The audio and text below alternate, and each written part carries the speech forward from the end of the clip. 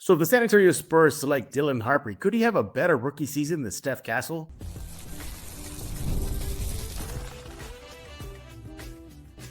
You are Locked On Spurs, your daily San Antonio Spurs podcast, part of the Locked On Podcast Network. Your team every day. Hey, welcome back to Locked On Spurs. We're in the Locked On NBA Network. I'm your host, Jeff Garcia, Spurs writer for Kings 5 San Antonio. Glad to have y'all back. Hope you're having a great day. And as always, thank y'all for making Locked On Spurs your first and only spot for all things San Antonio Spurs. You guys are the everydayers. Keep coming here every single day to Locked On Spurs.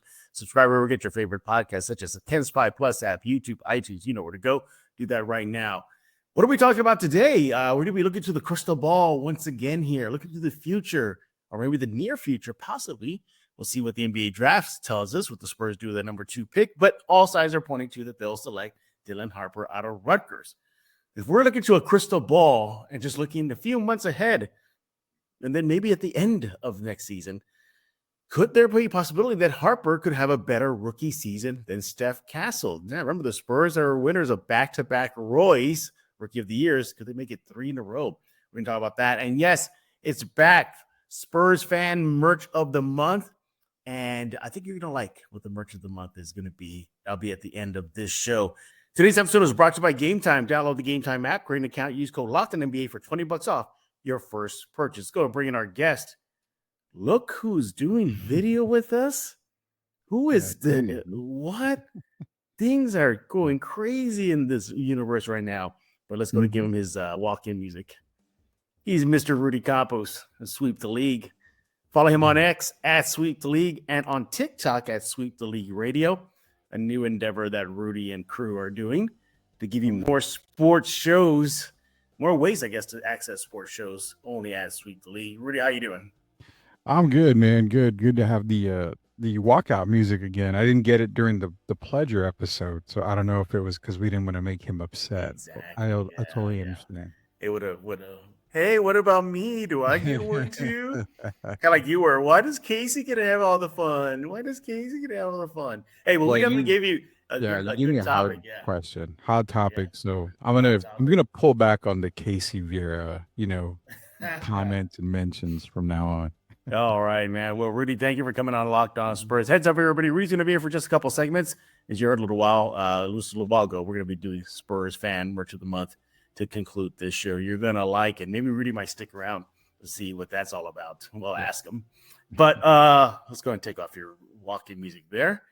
And let's get into it. So you got a crystal ball in front of you. I got a crystal ball in front of you. We looked into it. We looked at the multiverse, if you will, the future multiverse. What could happen at the end of next season if the Spurs do select at number 2 guard out of Rutgers, Dylan Harper? Now, you look at many mocks, it's really basically now just him and Flag. Everybody's just saying it's really those 2 guys, and everybody else is going to be a really good player, but not to the level these 2 guys are going to be. But there's some mocks and some people who believe that actually Flag should be the number. I'm sorry. No. Harper, there we go, should be the number 1 pick, not Flag. So, in a nutshell, many project he's going to be really, really good, and the Spurs have the opportunity to select him. Mm-hmm. So let's just say the Spurs do select Harper, bring him on board. He is now in silver and black colors.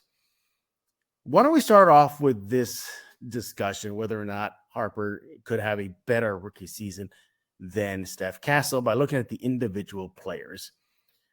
First of all, you're looking at Harper, who looks like he's NBA ready, physically, mentally. He was one of the leaders of that Rutgers team. Say what you about how they did their season, but nevertheless, he was one of their primary weapons. Yep. You look at Harper, he has an elite ball handling skill set. He's a downhill scorer. He's a creative finisher, strong footwork. He has it all. He has a knack to getting to the rim and attacking it.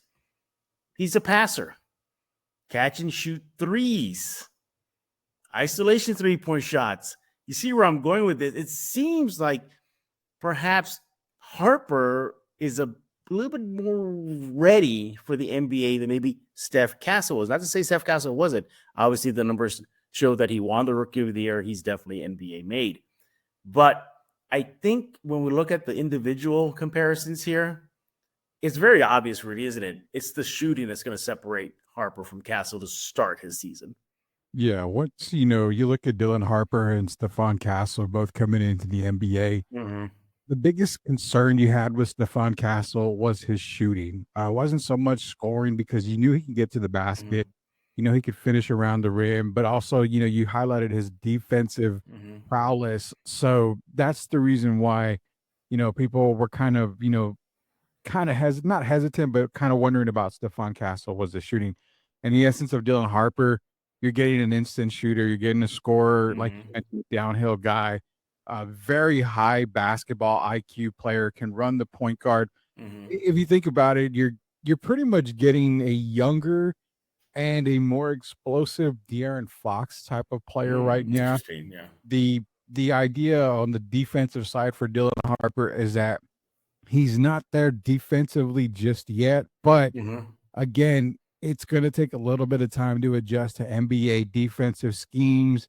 So I'm not really worried. And to be honest, is he going to have that season better than Castle?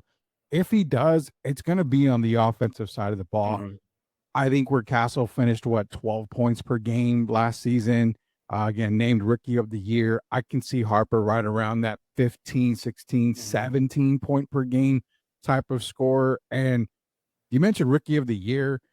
I mean, there's a lot of guys in this draft that could be up for Rookie of the Year. I mean, I'm not going to rain on people's parade, but Jared McCain was definitely a guy that was on pace to be the Rookie of the Year before the injury. You saw the emergence of Zachary Rees-Archier and Matas Buzelas out of Chicago, giving Stephon Castle a run for Rookie of the Year. But it's going to be the same thing this year. I think Dylan Harper is going to be up there for the Rookie of the Year candidacy. Does he win it? I think it just depends on how the other guys are finishing. At Rutgers, Harper averaged 19.4 points per game, 4.6 rebounds, 4 assists, 1 point steals per game. He shot 48% from the field and 33% from the three line, 75% from the free throw line. Again, we're not saying that Harper is shooting lights out against a guy like Castle. He just has a little better shot. But credit to Castle, he got better in that department as the season goes on. Not to say it's still not a work in progress. It is. He's been focused on that in the offseason. But you saw some marginal improvement there. Now, where they differ here, where maybe he may not be a better rookie than Castle if the Spurs do select him, is defensively. So look at some of the defensive numbers for Harper in college. It's all the sample size we got.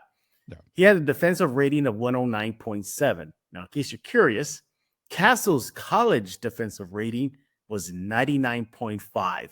There's another big difference on why maybe not Harper will not have a better rookie season than Castle. Your thoughts? Yeah, so that was the biggest question on Dylan Harper, was on the defensive side of the ball. We knew you were getting a defender in Castle where you're not getting in Harper, but it's flip-flop. You're not getting that outside shooter for Castle where you're getting it with Harper. But, the good thing with Dylan Harper is that he's coming on a team with 3 guys essentially that are on the starting 5 already, in Fox, Castle, and Wemby, who can be defensive anchors, who can kind of shadow his, defensive inefficiencies, I guess is what it is. But again, it'll allow him time to improve on the defensive side of the ball. Don't get me wrong. He's not a terrible defender. I mean, he can defend. He does average a decent amount of steals per game. He can really, really defend. Is he the clamp down defender that Stephon Castle is? Not at this point. So I think the biggest thing is that if he is drafted by the Spurs, that they're going to really work on that side of the ball with him. They're going to, and again, I mean, who better than the San Antonio Spurs, who's been one of the best defensive teams in years past and has the opportunity to, again, be one of the best defensive teams in the league. All right. I'm going to ask you this question, and we're going to hit the break real fast. I want you to think about this one. Who is more positionless, Harper or Castle? We'll talk about that coming up right here on Locked On Spurs with Rudy Campos of Sweep the League. Make sure to follow him on X at Sweep the League and on TikTok at Sweep the League Radio. You want to do that ASAP. And I want to talk about game time. There's nothing more like NBA playoffs, right? The intensity, buzzer beaters, fans losing their minds. It's the kind of atmosphere you experience live, and this year's matchups are already delivering. If you want in, Game Time makes it fast and easy to get seats, even for the biggest playoff games. Prices on the app actually drop closer to tip-off, and they got killer last-minute deals, panoramic seat views, no surprise fees. Game Time was a total game changer. Look, you can see your exact view before you buy, no surprises. You got the Game Time guarantee. You know you're getting the best deal, but if you find a better price in the same row section, they'll credit you 110% of the difference. The app is just really, really simple to use. Seriously, a couple taps, you are done.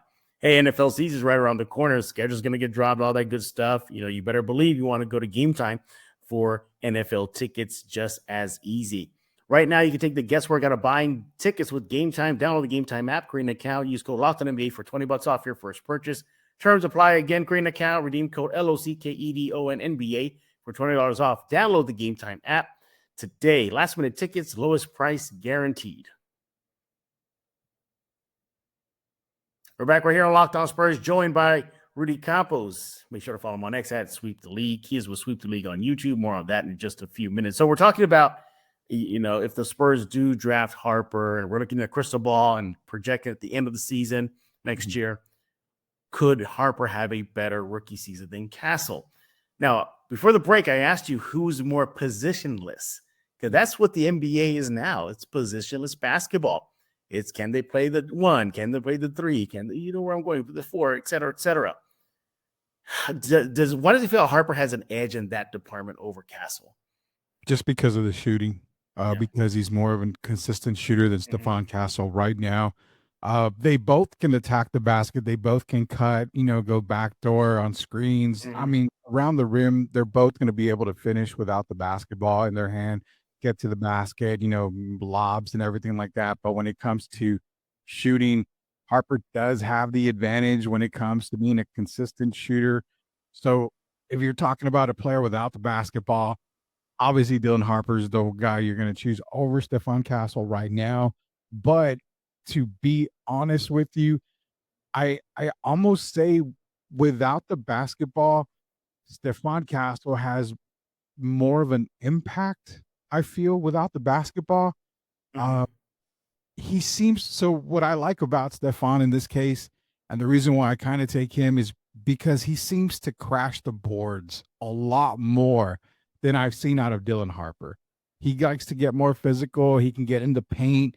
He's there, making, getting lobs, rebounds, offensive boards and everything. So when you're talking about a guy without the basketball, I give the edge to Stephon Castle because he's a little bit more rugged, I guess. He plays a lot more in the paint. He can do a lot more for you. Dylan Harper can do the exact same thing, but where Stephon Castle is, the rugged type of guy, Dylan Harper's the finesse. So that's what I kind of see. And I think that's why I would probably take Castle without the ball more than I would Harper. But again, Dylan Harper is a point guard by nature. So he's used to being able to run the team. He's used to being able to create the players. As Stephon Castle in Connecticut, he was more of an off-ball type of guy. Yeah, other things too, when you look at the two young players for the Spurs, you have Castle, who was part of a NCAA team that won the title. You got Harper, who was with the Rutgers, and they didn't do really much despite having all that talent. That's been kind of one of the knocks on him coming into the NBA as well. Yeah, he did all that, but what did Rutgers do in the end, even though they had him and Edgecombe and whatnot? So there's that as well. Now, before we look at the team differences here, one more thing about the individual matchups is that Castle won the Rookie of the Year.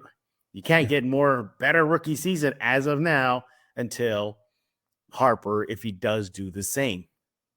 Harper is coming into a stronger draft class than maybe Castle did. I know you're kind of, I'm not saying you're like anti-flag. I know you're not, but no. Yeah, you're just saying the door is open for Harper to win the Roy, isn't it? So breaking it down real quick, last season that draft was a very, very bad draft. I mean, it wasn't a great draft by all means. And we would continually tell you guys about that. So it's not a knock on Stephon Castle. Like I said, if not for a Jared McCain injury, we may not be talking about Stephon Castle winning Rookie of the Year. But this season, it's going to be a very difficult, process to get the rookie of the year. You've got so many guys that can be instant stars in this draft: Cooper Flagg, Ace Bailey, Dylan Harper, even all the way down to Malak, who we've talked about recently. I mean, you got a whole bunch of guys that can't be here, but in this rookie of the year case, I'm not anti Cooper Flagg. I just feel like you're going to get a more ready NBA player in Dylan Harper. Like I said, I have him between that 15, 16, 17 point per game. I think Cooper Flagg is going to have a really good season with Dallas, but the biggest knock I've always had on Cooper Flagg was the fact that he needs to be, not the alpha. He can't be the alpha. He's got to be not necessarily second fiddle, but like the comparison I make, he's got to be Nightwing to Batman. He's not a second fiddle guy. He's still a main character, but he's not going to provide you with, 25, 27 a night and 10 rebounds. You've got Anthony Davis, you've got other guys there. So I think Harper has a little bit more of an advantage. The biggest disadvantage is that he has so many good players around him that may affect him winning Rookie of the Year. But I still give him an opportunity. I said it would be a three-peat, and the possibility is there because, I mean, hey, if the Spurs make the playoffs and they don't have a Kevin Durant or a Giannis or somebody of that nature with them, and you see the emergence of Dylan Harper alongside these guys, I mean, it's a clear-cut winner for Rookie of the Year. Yeah, well, I'm glad you brought up the team now. Let's go and shift in that direction. Sure. And I guess you could lump this on both piles, individual differences versus team differences. But I want to start off with the fact that Castle benefited from a team that got hit with the injury bug during the season. Wemby goes out, Fox goes out. That's less crowded there. There's less, touches for somebody else, namely two of your power players. So Castle definitely benefited from injury-ridden team towards the end of the season, which helped boost his numbers. So there's that. Harper's coming into a team that, as of this recording, is close to 100% healthy. Fox coming off a finger surgery. Wemby, obviously, seemingly well after the blood clots. He's China now and running with monks. So he seems to be fine. Again, as of now, Keldon, Sohan, Devin, they seem fine. Who knows when they get traded. But again, as of this recording, the Harper's coming into more of a ready-made team than maybe Castle did. Yeah. Also, too, Harper is coming with the benefit of a teammate that had a 1-year experience learning from Chris Paul. So they're going to be able to impart that knowledge onto him. So team-wise, it feels like Harper could have an advantage because the team is a little bit more projecting to win more. Castle had to help the team win more. You see where I'm going with this? Yeah, I do see what you're going. And I don't know. I mean, benefit. If we look at the benefit side for Rookie of the Year, it probably helps his case a little bit more because they're still not a play-in team. They're not even a playoff team, not even a play-in team. So if they were able to get into the playoffs, say the top 5 in the West, and you've got him, like I said, averaging about that 16 point per game mark.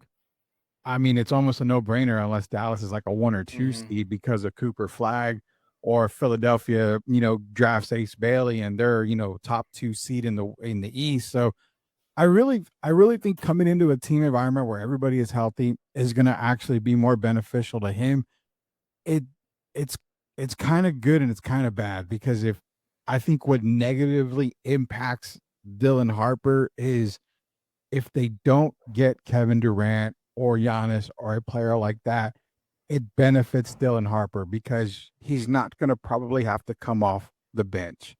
You're going to have guys like Devin, Keldon, Jeremy that will probably end up coming off the bench. So kind of solidifies his spot on the starting 5, I feel. But if you bring in a Kevin Durant, I think Dylan goes to the bench, goes into a more reserve role. Yeah. And then there you go. It kind of hurt on the Rookie of the Year campaign for him because he's not going to get as many looks. He's probably not going to get a whole lot of minutes. So it's kind of pick your poison. Do you want, the win now type of thing where you think you're instant contenders with Kevin Durant, or do you want to just say, you know what, we're riding with the team we have, we're adding these great pieces, and we're going to be at worst a play-in team next year? So pick your poison type of movement. Yeah. Other thing too is that because he's coming into a pretty much a guard logjam right now. He's going to come off that bench, so his numbers may not be as eye-popping as maybe Castle was to end the season. Who knows? Maybe a trade might get done, and it opens up a spot in the starting unit for Harper to go in. So there's that. So I think the early on of coming off the bench is going to hurt Harper in a bad way. But just, it's a loaded team as of now. They got some good players on there now. Here's the other thing, too. One thing that can help Harper avoid all that is if Devin Vassell is still on the team and he accepts a reserve role. Now, Harper you're gonna have to show out, though. I mean, he has to show that he's a better player than Vassell early in the season to earn that. But even if the team talks to Vassell and is like, hey, look, we're better off with you off the bench. Your boy Keldon did it and he's accepting. Look at that. He played well last season. Maybe you could do it too. That could open up a path for Harper to go into the starting unit if they go that direction. But when it comes down to it too, I think Harper has the potential to have a better rookie season than Castle, number-wise. Yep. But what's going to hurt him is he's going to have a significant role because Stephon Castle is going to have that significant role from jump next season. Your thoughts? Yeah, and that's the thing is that I don't expect Dylan Harper. This is my opinion. I don't expect him to start the beginning of season. I think the Spurs are going to kind of gradually bring him in if he's going to be a starter. But unless he's balling out left and right, I mean, you've got to start the kid alongside Castle and Fox. What I really see is the fact of it's such a crazy thing because with Dylan Harper, you know what you're getting. You see the future's bright. But with Devin Vassell, you've kind of already seen what you've had the past couple of seasons. He puts up good numbers. He puts up great numbers. They're just not consistent, and they're not starter worthy for a team trying to get back into playoff contention. Very good role player, very good reserve player. If he accepts that position on the reserves because of Dylan Harper's emergence, again, I've said it before on Locked On as well as Sweeps. If you have a bench of Keldon, Devin, and Jeremy, those are 3 former starters on your team. That is instantly one of the deepest benches in the NBA because you got to remember you still have Champagne, who's a spot-up shooter and a great sharpshooter. Plus, if they're able to re-sign Mamu, he provides a whole lot of depth at the big man position. You're still going to have that 14th pick, which could be, a guy, Thomas Sorber out of Georgetown. If Malik is traded for, I mean, you've got unlimited potential at 14 as well right now. So this team could shape up into a really good team, especially if Devin accepts a reserve role if he's not dealt. That bench right there, I mean, good God, you're talking about one of the deepest benches in the league. So it's really a win-win if you look at it when it comes to what they can do in the offseason. There's really no loser in any of this. Absolutely not. But all this could be for nothing if they don't even have the number 2 pick. This whole show, if they trade it away, in some crazy deal. But I don't think so. As of now, it looks like all signs are pointing to Harper's name being announced on draft night, going to San Antonio, putting on that Spurs draft cap, and walking the stage with Silver there. So we'll see. We'll see. Yeah. And I think, I just think Harper has the potential of just, man, you know what? Maybe I should say that for another episode. Or maybe I should wait to them officially to select them. I should do that in a sec. Because you said it earlier. Yeah. You said it earlier, real quick. You said it earlier that some mock drafts, the latest mock drafts, and again, I told you on Locked On about a month ago, don't expect Dallas to just run away and take Cooper Flag. I mean, some mocks have Dylan Harper going number 1 because it makes the absolute perfect sense for him to go to Dallas, especially with the Kyrie injury. But Nico's going to get strung up, man. Nico will get strung up, but it's like the Kevin Durant thing. I mean, everybody is Spur, but at the end of the day, the GM for Phoenix is going to make the best deal possible. He doesn't care where Kevin Durant goes. Freddie Lucas showed that a lot. So exactly. I mean, the Kawhi Leonard situation. He wanted to go to LA. He made it known to Pop and RC. I want to go to LA. I want to go home. They shipped him to Toronto. I mean, it doesn't matter what a player wants. You can cry and scream all you want. And that's the same thing when it comes to Dallas. Cooper Flag is the absolute number one pick in everybody's mind. But if you go for does he make sense for what they have already? Probably not. Dylan Harper makes more sense for them because a Harper Kyrie backcourt with all the big men that they have spells doom for the West if they all stay healthy. So again, don't put it past them to, like I said, the 11th hour comes. You're not going to know until it's actually official. Can you imagine that Flag dropping a 2 to the Spurs? I mean, it's like Ace Bailey, man. Ace Bailey is the guy that I would take for the Spurs if I'm drafting off of need and I'm drafting off of a player that works. Ace Bailey over Harper for me, and I've said that, consistently. Would I expect him to do it? No, I don't expect him to do it. Yeah. But Ace Bailey answers all the questions you're looking for at that small forward position. So if Flag falls, I mean, it's kind of obvious you draft Cooper Flag because he fills that need. Absolutely. He is Rudy Campos of Sweep the League. Following him on X at Sweep the League. Talk to us about the YouTube show you got going over there. Yeah, so all you got to do is go to YouTube, search Sweep the League TV, hit that subscribe button, hit the notification button. We've got Grading the Market, which is a great card and hobby collectible show on Saturdays. Sweep the League comes to you usually during the week, sometimes as late as 9 o'clock at night, sometimes early as 6 or 7.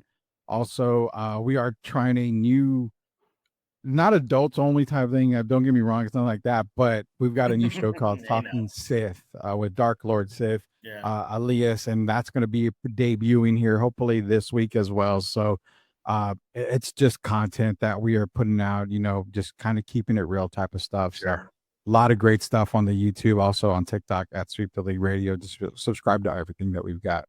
You still cannot figure out how to get your camera to make you look equal here. Yeah. I did, but what I'm going to do is I found a lot of old phone books for you 1980 kids out there. I'm going to start stacking them up so I can sit up. But then my chair is going to be like right here where my head's like way up here. So I don't know. I have to figure something out. Again, he is Rudy Campos. We always appreciate him for stopping by here at Locked On Spurs, even just for a couple segments to talk all things silver and black. We really appreciate it. Rudy, but hey, everybody else, first of all, let Rudy know your thoughts on this whole topic. Could Harper, if the Spurs do get him, have a better rookie season than Castle? Let him know. You see it on your screen, or if you don't, it's at Sweep the League on X. We're not done talking here. When we get back, it's finally back. Merch of the month. What can you get at the Spurs online shop, fan shops right now? Hint, it revolves around Stephon Castle. So you see what I did there? See how we blend all everything together there, everybody? Coming up next, fan merch of the month right here on Locked On Spurs. Hey, but I want to talk about Wayfair. There's nothing like stepping into your own outdoor space and feeling like you've escaped to a personal oasis. If you're wanting to update your patio this season, Wayfair has made it easy to turn it into a space that feels like yours. Comfortable, stylish, ready for the summer. Wayfair has everything you need to level up your outdoor space. Conversation desks, outdoor bars, fire pits, hot tub, gazebos. Yes, even got the perfect string of lights to set the vibe. It's like giving your backyard a resort feel without the resort price tag.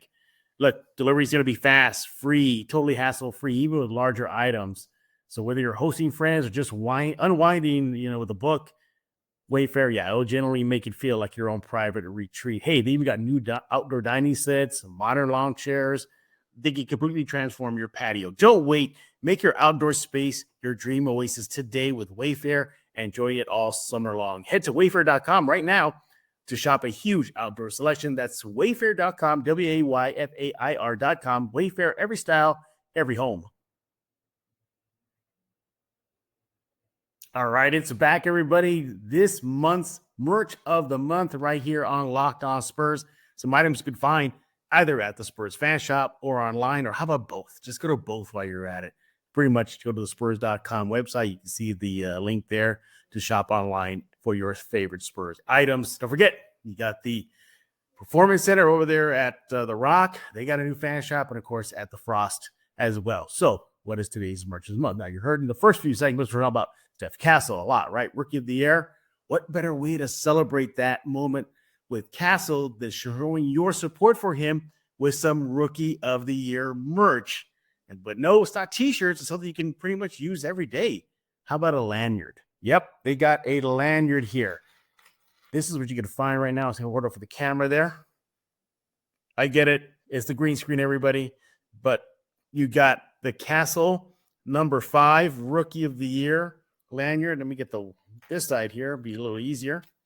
This celebrates all things Castle winning the Rookie of the Year. This is a nice lanyard. You can wear it to next Comic-Con. Hint.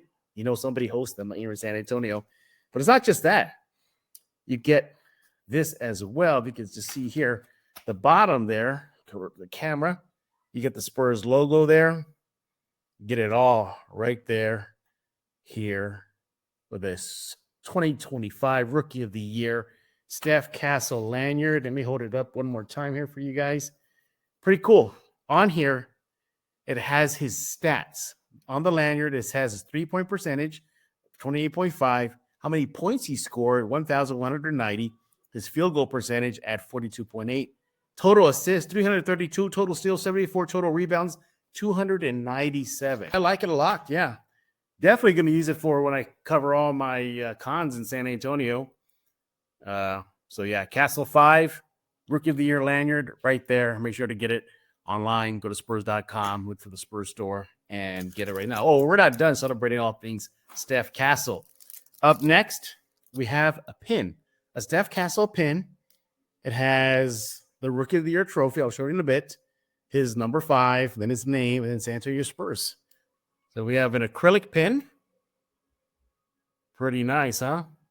You get it all there. We get a little closer there for you, camera there. You see you got, well, again, green screen issues, but what you're seeing that see-through there is actually the Rookie of the Year trophy, the number 5. I said, it's like his signature is on that as well. And you get a nice pin to wear on your lapel, maybe your backpack, whatever you want, your jean jacket, put it on there. And have some fun with it. You know, I know we're talking about Steph Castle here, but you all know I host a lot of Comic-Cons in San Antonio, and I see a lot of fans with pins, like a pit collection. So what better way to add that to your collection than with a Steph Castle Rookie of the Year pin? Pretty cool, huh? A little more detail on that. This pin pays tribute to Steph Castle winning the Rookie of the Year, and rightfully so. Again, it has it all. What more do you need to show off your support for the rookie, or no longer a rookie, Castle? Look, you got the NBA draft coming up. There's going to be a watch party there. Yeah, you maybe get some of this, a lanyard and the pin. Show your support to see who the next Spurs rookie will be at number 2. I think we all kind of know who that might be. Heads up, though, real fast. The pin is on sale for $9.99. The lanyard as well is for $9.99. So, yeah. Again, you want to go to the Spurs website, spurs.com, click on the link that take you to the store, and there you'll be able to find all that merch and so much more, from jersey to t-shirts to the lanyard to this to all the other merch of the month that we discussed here, from jerseys. And I mean, they got it all there. Again, recap on merch of the month here. Steph Castle lanyard there. Pretty cool. See what else we got here. Let me see, get that for you guys. There you go. Steph Castle. And then, of course, you got the pin. So show your support for Steph Castle. Get these items ASAP. That is your Spurs merch of the month. Can't wait for next month to see what the Spurs have offering for you to show off your support for all things silver and black. And with that, we're going to put a lock on this episode of Locked On Spurs. I want to thank Rudy Campos for coming on the show earlier to talk about things about Steph Castle, Harper. See how I put all things together? See how I did that? Merch of the month, Castle discussion. Y'all get it. But we'll be back tomorrow talking all things silver and black to wrap up the week here at Locked On Spurs. Subscribe wherever you get your favorite podcast: iTunes, Spotify, Kinsby Plus app, YouTube. You know where to do that. Go sign up right now. If you go to the YouTube side as well, leave a comment. We'll read it in a future episode of Locked On Spurs. Second listen, check out Locked On NBA Big Board. All the notes, interviews, workouts. Host Rafael Barlow gets you through all that as the NBA draft is coming up ASAP. Go subscribe to Locked On NBA Big Board on YouTube, where we get your favorite podcast. So for my guest earlier, Rudy Campos, I am Jeff Garcia. We're going to put a lock on this episode of Locked On Spurs.